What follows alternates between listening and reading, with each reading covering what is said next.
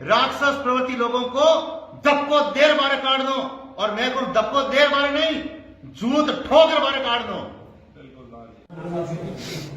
महाराज जी के आश्रम में पहुंचते ही हमें सबसे पहले प्रसाद बांटी गई, फिर प्रसाद बांटकर एक एक तस्वीर ली गई, 2 हाथों हाथ प्रिंट करके हमें दे दी गई और बाद में भजन शुरू किया। स्वागत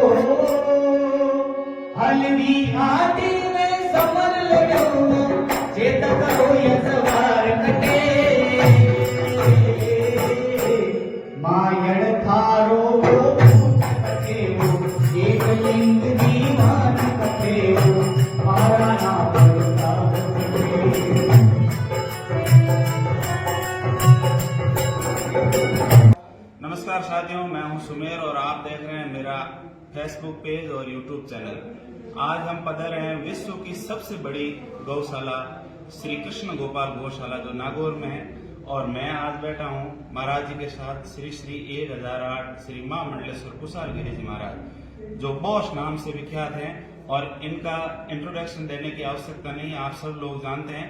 लेकिन महाराज जी से हम सवाल करेंगे कि महाराज जी, इतनी बड़ी गौशाला को आप चलाते हैं, इतने बड़े समाज में भी आप जाते हैं, उठते बैठते हैं, जैसे समाज के बारे में और अभी जो चल रही युवा पीढ़ी, इनके बारे में आप क्या कहना चाहेंगे? थोड़ा सा आप अपना निजी जो इंट्रोडक्शन वो भी करवाएं, और साथ ही साथ बताएं कि कैसे कैसे लोगों को जो समाज में हो, देश में हो, किन किन लोगों को धक्को दे बारे काटने की आवश्यकता है।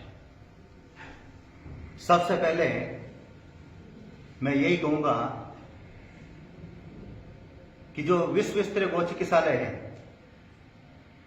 इसकी स्थापना 23 फरवरी 2008 को हुई। भगवान माता का स्वप्न आया और आज इन गौवंश की माता पिता की भांति हम 14 सालों से सेवा कर रहे हैं, और ये एक छोटा सा पौधा विशाल वृक्ष बन चुका है, और इसकी ख्याति विदेशों तक भी है, इसकी सेवा की, इसकी सुगंध की। बात आती है गौ सेवा की, तो 2500 गौवंश हैं जिनको माता पिता की भांति समझ करके सेवा करते हैं। एक दिन में 100 गौवंश आता है बीमार, 18 एम्बुलेंस है, 5 राज्यों से घरेलू गौवंश आते हैं, 800 गौशालाओं से बीमार गौवंश आते हैं, 5000 डॉक्टर कंपाउंडर तैयार करेंगे, 1800 डॉक्टर कंपाउंडर तैयार कर दिए, और 125 आज की तारीख में ट्रेनिंग ले रहे हैं। मैं कितनी गायों की सेवा करूंगा, जितनी मेरी क्षमता होगी उतनी करूंगा। इसलिए और भी यदि बड़े स्तर पर सेवा हो, इसलिए हमने कामधेनु सेना का एक निर्माण किया, जो देश का सबसे बड़ा गौ रक्षार्थ संगठन है। गांव गांव में उसके सेना के सैनिक हैं, वो अपने स्तर पर सेवा करते हैं। हर महीने कटने के लिए जो गायें जाती है उन्हें वो बचाते हैं। सड़कों पर एक्सीडेंट होती है, उनको नजदीक गौशाला में भिजवाते हैं। लंपी के दौरान भी उन्होंने कार्य किया। तो ये गौ सेवा का मैंने मिशन बताया। बात आती है कि विभिन्न कार्यक्रमों में जाते हैं, तो जैसा जैसा कार्यक्रम होता है वैसे वैसे हम अनुभूति करते हैं, वैसे वैसे प्रवचन देते हैं। मान लीजिए अगर भागवत कथा हो तो धार्मिक बात करते हैं, भागवत की बात करते हैं, गीता की बात करते हैं, महाभारत की बात करते हैं, धर्म ग्रंथों की बात करते हैं। और देशभक्ति का कार्यक्रम हो, त्रिशूल दीक्षा हो, तो देशभक्ति की बात करते हैं। और जहां राष्ट्रहित की, हिंदुत्व की बात आती है, तो वहां हिंदुत्व की बात करता हूं कि प्रत्येक घर के अंदर हथियार होना चाहिए, और एक देश एक कानून होना चाहिए। और अगर भारत के अंदर हिंदू ज्यादा हैं तो हिंदू राष्ट्र घोषित होना चाहिए। ये इसका नियम भी यह कहता है। साफ तौर पर कहता हूं मैं कि भारत के 145 साल में 10 टुकड़े हुए हैं। पाकिस्तान, चीन, बांग्लादेश, म्यांमार, तिब्बत, भूटान, नेपाल, अफगानिस्तान। तो भारत का अगर 11वां टुकड़ा अगर होगा तो इस बार रणभेरी बजेगी, क्योंकि जहां जहां मुस्लिमों की आबादी है वो अपनी करतूत करने में चूकते नहीं हैं। 1947 का वो दिन अब इस बार दोबारा नहीं होगा, जिस दिन पाकिस्तान के अंदर हमारी बहन और बेटियों के आंचल काट लिए थे, उनके साथ में बलात्कार हुआ। इस प्रकार इस बार क्रांति अलग है। अगर ऐसा होगा तो उन राक्षसों की गर्दनें तलवारों से अलग होगी, उनको भागते हुए नजर दौड़ते हुए रास्ते नहीं आएंगे। और मैं साफ तौर पर कहता हूं, आपने कहा था कि किन किन लोगों को धक्को देर बार काटना चाहिए। जो देश के गद्दार हैं, आतंकवादी हैं, नशा करते हैं, बहन बेटियों पर बुरी नजर डालते हैं और समाज के लिए जो कलंक है, ऐसे राक्षस प्रवृत्ति लोगों को धक्को देर बार काट दो। और मैं कहूं धक्को देर बार नहीं, जूत ठोकर बार काट दो। बिल्कुल बात। और समाज में आज री युवा पीढ़ी ने आप क्या कहना चाहो? युवा पीढ़ी से यही निवेदन करूंगा कि जो बालक पढ़ाई कर रहे हैं, उनके पास में दो चीजें हैं। उनके पास समय है, ताकत है, और वो समय और ताकत पढ़ाई के क्षेत्र में लगा दें।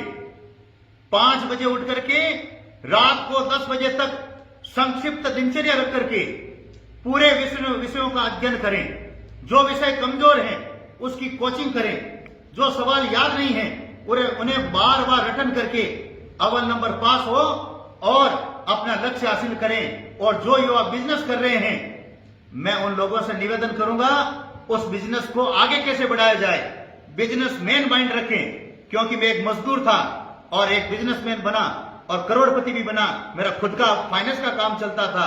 तो इसलिए पैसा कैसे हासिल होता है, सोचो, ढूंढो और उस पर प्रयास करो। और ज्ञान नहीं है तो बिजनेसमैन के पास में बैठ करके, बुद्धिमान के पास में बैठ करके वह महारत, वह व्यापार का तरीका हासिल करो।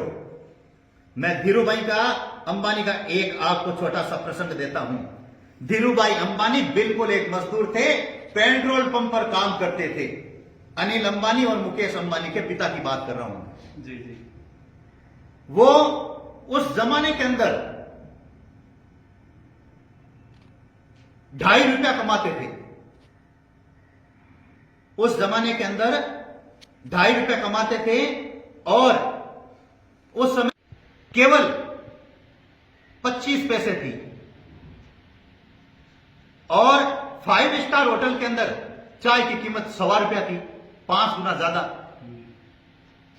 जब वो पेट्रोल पंप छोड़ करके 1.25 रुपया खर्च करके 5 गुना ज्यादा राशि और 5 स्टार होटल में चाय पीते थे, तो उनके दोस्त थे जो पेट्रोल पंप वाले थे, कह रहे धीरू भाई तू मूर्ख है, तो 1.25 रुपए की चाय क्यों पीता है, यही चाय वो है, यही वो है।